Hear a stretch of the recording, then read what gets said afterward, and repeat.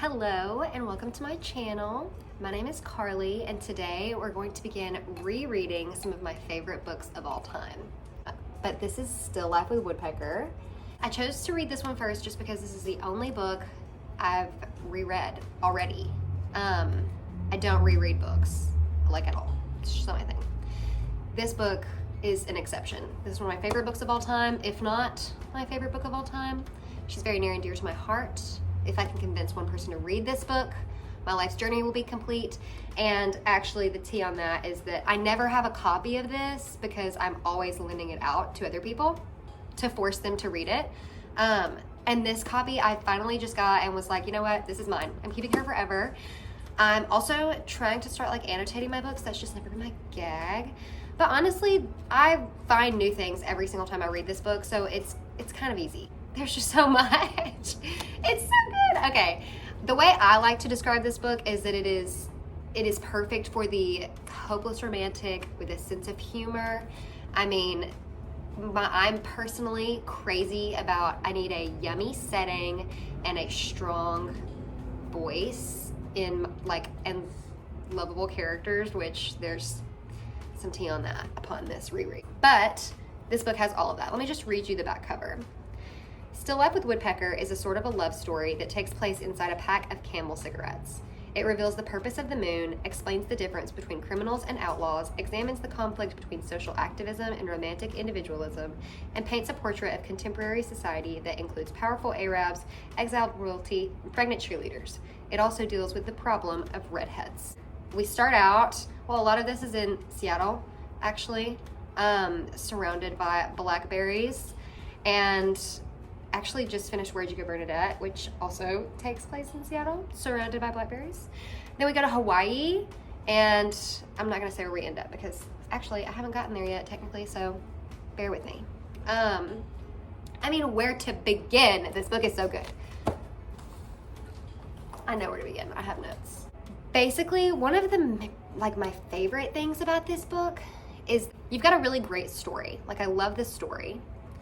But the language is so,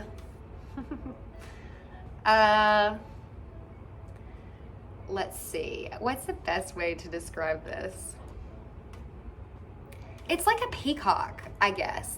He just really peacocks with his language, quite frankly. And it is beautiful and it is over the top and everything is a metaphor and it's all very goofy. One of the lines says something about sailing a moonlit ocean with a cargo of goofiness and love.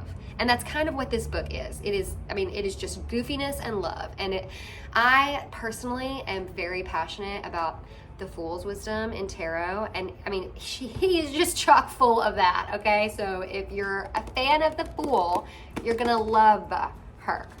On a other note, this is a love story between a princess and an outlaw. And upon this particular reading, which is probably 5 or 6, I'm realizing that he's kind of an ass and I don't love him, which is okay. I don't have to love him to enjoy this book, but kind of surprised that it took me this long to get there. The way he speaks is almost like a cartoon. There's a part in this book where the outlaw eats a tomato and then he spits out all the seeds. First of all, tomatoes, how would you even, whatever, into the shape of a circle. So it kind of reads like a cartoon, which I really enjoy, being very specific and mindful of how I read books. If I imagine them as what book was it? There are some books that are really fun to read in different styles, like a cartoon, like a Studio Ghibli movie. House in the Cerulean Sea is a good example of that. But the first one that I really read like a cartoon, I can't remember what it was, but that's just really fascinating. That would be a really fun way to read this book. In the subject of romance, she has her fair share of romantic scenes, if you will. And they are told with the same goofy prose that just kind of really makes it so much better too, because I really can't. I'm not big on romantic scenes like that, or romance in general. honestly. I'm working on it, like actively right now. I'm trying to read a romance book, but I mean, we'll see how that goes. But this book, I can stand it just because it's got such a sense of humor, and it feels so much like I feel love really is. Like, love does have a sense of humor, and it is very nonsensical to me, and that's part of the magic of it. And to me, that is what this book is about. And not just romantic love, but like the love for life, the love for like the planet. Yeah. Oh.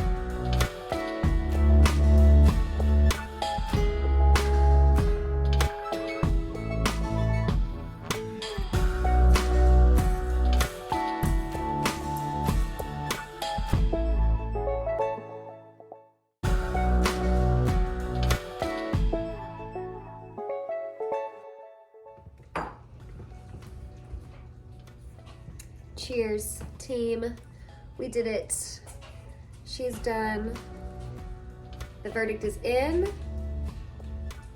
She's still a 5-star read. She's still one of my favorite books of all time, and she's still one of the books that I will confidently give to anyone who needs a really awesome recommendation. Yeah, we have no qualms with her. And I actually did annotate this book. The tea on that is that I'm picky about what I will annotate. I don't think everything warrants a tab. I understand, like, for some people, they'll tab like a scene they want to revisit or something. But like, if it's just like the first time someone says I love you to me, that does not warrant a tab. Just me, you know? Do your thing. Annotate your book however you want to. I respect that. It doesn't work for me, you know? I knew this book would be the book to start with because I'm an English class. I'm out here. I want to annotate the themes. I want to annotate the devices. And I mean, there is so much of all of those things. It talks a lot more about metaphysical concepts than I remembered. And it's kind of in an abstract way, in the same sense that it kind of explores some political concepts, but in a very abstract, behind the plot sort of way, like between the metaphors, if you will. My main takeaway from this book has always been and continues to be that it is about the mystery of love. And essentially, I'm kind of surprised it doesn't say this on the back cover because it mentions it so much throughout the book. It is the search for the answer to the question of how do we make love stay, which I think is just so fun. In terms of wordplay, you can like really have a ball with, dissecting that sentence. But also like, yeah, how do we make love stay? And actually, I'm going to read to you some of about halfway through, it says, who knows how to make love stay? And we get 3 options. And I think this will give you a really good understanding of how this book functions. Number 1, tell love you are going to juniors. Actually, now that I'm reading this out loud, it's giving you and like a character being named Love. But anyway, number 1, tell love you are going to Junior's Deli on Flatbush Avenue in Brooklyn to pick up a cheesecake, and if love stays, it can have half. Cheesecake? Stella said, where is there a cheesecake? And if love stays, it can have half. It will stay. Number 2, tell love you want a memento of it and obtain a lock of its hair. Burn the hair in a dime store incense burner with yin-yang symbols on 3 sides, face southwest. Talk fast over the burning hair in a convincingly exotic language. Remove the ashes of the burnt hair and use them to paint a mustache on your face. Find love, tell it you are someone new. It will stay. Number 3, wake love up in the middle of the night. Tell it the world is on fire. Dash to the bedroom window and pee out of it. Casually return to bed and assure love that everything is going to be all right. Fall asleep. Love will be there in the morning. That's a really, really sappy part of it, but the entire story gets told that way. It's really fun, and I think it would be fun for anybody to read, so you should go read it right now. And if you've already read it, you should tell me what you think. Tell me what your favorite parts are. Someone told me on TikTok that they used a quote from this in their wedding vows, and I think I know what part it is, and I just couldn't think of anything better, any better way to use a quote from this book. So yeah, tell me what you think if you've read this book, or if you plan to read this book. If you end up reading this book, please let me know. Thank you for watching.